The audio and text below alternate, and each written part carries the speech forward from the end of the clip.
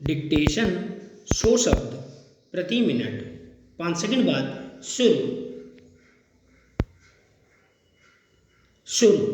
Ukraine से बचकर लौट आए विद्यार्थियों के लिए अब सबसे बड़ी चिंता अपनी मेडिकल की पढ़ाई पूरी करने की है। भारतीय विदेश और रक्षा मंत्रालय एक और यूक्रेन से विद्यार्थियों की सकुशल घर वापसी में व्यस्त रहा, दूसरी ओर हमारे शिक्षा मंत्रालय यूजीसी और एमसीआई जैसे संस्थानों को अपना ध्यान इस ओर देने की आवश्यकता है कि जो विद्यार्थी यूक्रेन से वापस लाए गए उनके भविष्य के लिए हमारे पास क्या योजनाएं हैं। युद्ध क्षेत्र से वापस लाना एक चुनौती रही और उन विद्यार्थियों के भविष्य को सुरक्षित करना एक दूसरी बड़ी चुनौती है। कारण है यूक्रेन शरीके देशों की मेडिकल शिक्षा और भारतीय मेडिकल शिक्षा के पाठ्यक्रम में अंतर होना। जो विद्यार्थी ऐसे देशों से मेडिकल की डिग्री लेते हैं उन्हें भारत में प्रैक्टिस करने के लिए एक परीक्षा पास करनी पड़ती है, तभी उनकी मेडिकल की डिग्री भारत में स्वीकार्य होती है। ऐसे में जो विद्यार्थी यूक्रेन से वापस लाए गए उनकी शिक्षा को पूरा करवाने के लिए हमारे विश्वविद्यालय अनुदान आयोग और भारतीय चिकित्सा परिषद को इस दिशा में योजना बनाने की आवश्यकता है। तीसरे और अंतिम वर्ष के विद्यार्थियों ने अपनी शिक्षा का एक बड़ा भाग पूरा कर लिया है। उनके शेष सत्र को भारत में ही मेडिकल कॉलेजों में अतिरिक्त व्यवस्था करके पूरा करवाया जा सकता है।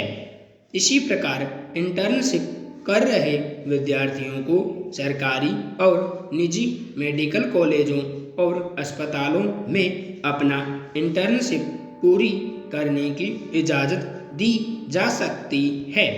प्रथम और द्वितीय वर्ष के विद्यार्थियों को अन्य किसी यूरोपीय देश में मेडिकल की डिग्री को पूरा करने के लिए फिर वापस भेजना तार्किक नहीं होगा, क्योंकि स्थितियां ऐसी नहीं है कि विद्यार्थियों को युद्ध के खतरे में डाला जाए। अच्छा होगा कि सरकार ऐसे विद्यार्थियों के लिए अपने ही देश के मेडिकल कॉलेजों में कुछ अंतरिम व्यवस्था करे ताकि वे चिकित्सा की शिक्षा पूरी कर सकें। इस आपात स्थिति से सभी लोग अनभिज्ञ थे कि कभी ऐसा भी हो सकता है। भविष्य के लिए सरकार को मेडिकल कॉलेजों की सीटों में वृद्धि करके और निजी मेडिकल कॉलेजों की फीस को कम करके विद्यार्थियों के पलायन की समस्या का स्थायी हल निकालना होगा, ताकि विद्यार्थी मेडिकल की पढ़ाई के लिए विदेशों में जाकर अपनी जान जोखिम में न डालें। निजी मेडिकल कॉलेजों की फीस 12 से 25 लाख तक सालाना आती है, जो भारत जैसे देश के सभी विद्यार्थियों के लिए दे पाना संभव नहीं है। सरकार को निजी मेडिकल कॉलेजों और इंजीनियरिंग कॉलेजों के लिए फीस नियंत्रण कमेटी का गठन करना चाहिए, जो पूरे देश के मेडिकल और इंजीनियरिंग कॉलेजों की फीस का निर्धारण इस बात को ध्यान में रखकर करे कि निर्धन विद्यार्थी भी मेडिकल और इंजीनियरिंग की शिक्षा सरलता से अपने देश में ही प्राप्त कर सकें और उन्हें यूक्रेन जैसे देशों का रुख न करना पड़े। भारत जैसे लोकतांत्रिक देश में ईवीएम के ऊपर बार बार सवाल खड़ा होना वास्तव में चिंताजनक बात है। क्या इस बात में तनिक भी सच्चाई है कि ईवीएम के साथ छेड़खानी की जा सकती है। दरअसल बीते 7 मार्च को 2022 विधानसभा चुनाव के आखिरी चरण का मतदान संपन्न हुआ, लेकिन गिनती से पूर्व ही ईवीएम की गड़बड़ी की तस्वीरें सामने आने लगीं। कई वीडियो के साथ भी सोशल मीडिया पर यह खबर फैल गई कि ईवीएम के साथ फेरबदल की जा रही है। हालांकि हंगामा होने के बाद वाराणसी के डीएम ने बताया ये ईवीएम शिक्षकों के प्रशिक्षण के लिए ले जाई जा रही हैं। बावजूद इसके गिनती से एक दिन पूर्व ईवीएम को एक जगह से दूसरी जगह लेकर जाना बहुत कुछ इशारे कर रहा है। ऐसी घटनाएं कोई पहली बार नहीं देखी गई।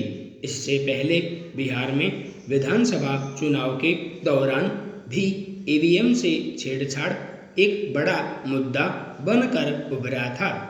उस दौरान कई ऐसे मामले सामने आए थे।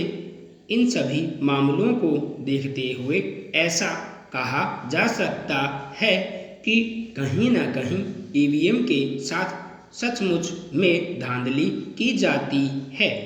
ऐसी स्थिति में आखिरकार कैसे लोकतांत्रिक तरीके से चुनाव करवाया जा सकता है? इसका उत्तर है ईवीएम मशीन से पूर्व मतदान कराने का जो पुराना तरीका था वह ठीक था। जब मतपत्र के जरिए चुनाव करवाया जा रहा था, इसलिए सरकार को नियमों में बदलाव करते हुए एक बार फिर से पुराने तरीके से मतपत्र के जरिए मतदान कराना चाहिए, क्योंकि ईवीएम में गड़बड़ी को देखते हुए कहा जा सकता है कि जब तक चुनाव ईवीएम के जरिए होता रहेगा, भारत का कोई भी चुनाव शायद लोकतांत्रिक नहीं हो सकता है। इसलिए चुनाव मतपत्र के जरिए होना चाहिए। लैंगिक असमानता खत्म करने के लिए जरूरी है कि एक समाज में महिला और पुरुष दोनों में समानता का भाव लाया जाए। इसके लिए जरूरी है कि उनको बचपन से ही ये बताया जाए कि महिला और पुरुष दोनों ही समान है और एक समाज के निर्माण में उन दोनों की अहम भूमिका है। साथ ही असमानता को खत्म करने के लिए सरकार के द्वारा और भी प्रयास किए जाने की जरूरत है, जो लैंगिक असमानता की रेखा को मिटा सके। विश्व बैंक की रिपोर्ट 2018 के मुताबिक भारत की जीडीपी में महिलाओं का योगदान केवल 19% है, जिसे बढ़ावा देने के लिए जरूरी है कि उन्हें समान कार्य के लिए समान वेतन दिया जाए। महिलाओं को नौकरी करने के लिए उचित सेवा दी जाए। उक्त पंक्ति हमारे जीवन में प्रकृति के महत्व को दर्शाते हुए यह बताती है कि पेड़ों और नदियों का महत्व खुद उनके लिए न होकर हम मनुष्यों के लिए है। हम सभी जानते हैं कि पेड़ों और नदियों के बिना हमारे जीवन की कल्पना करना भी कठिन है। गर्मियाँ शुरू हो चुकी है और हर वर्ष की भांति हमें पेड़ों की महत्ता नजर आने लगेगी। गांवों की अपेक्षा शहरों में बहुत ज़्यादा बुरा हाल हो जाता है।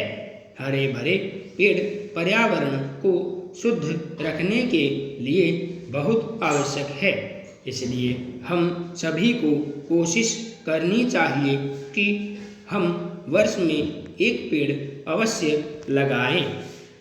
भारत और चीन के बीच 15वें दौर की बातचीत अगर बेनतीजा रही तो इसमें शायद हैरानी की बात नहीं है। दोनों पक्षों में इस बार भी कोई ठोस सहमति नहीं बन पाने के बाद यह साफ हो गया है कि चीन जब तक अपना हठधर्मिता वाला रवैया नहीं छोड़ेगा तब तक बातचीत का कोई मतलब नहीं है। संपूर्ण विराम।